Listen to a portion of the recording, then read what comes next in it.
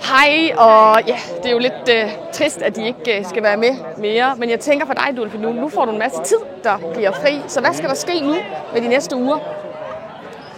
Jeg har 3 projekter i gang, så det er fedt.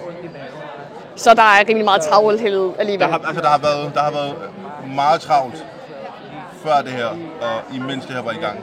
Og nu får jeg ligesom tid til at koncentrere mig mere om det andet. Jeg må desværre ikke sige, hvad det er, men det hører du om en måneds tid eller 2. Og hvad er i forhold til, hvad I tænker? Hvad tror I, der gik galt i aften? Hvad tror I, det er, der gør det her udfald? Jeg tror ikke, der gik noget galt andet, end at der er helt vildt mange dygtige dansere. Og det, der gik galt for mit vedkommende, det er, at lige meget, hvor meget du forbereder, og lige meget, hvor meget du træner, så handler det om at stå koldt vand i blodet, og ikke lade nerverne tage over. Når du står i det her rum, med alle de her forskellige, elementer, der foregår, så kan man ikke gøre for, at nogle gange så overtager nerverne. Sådan er det.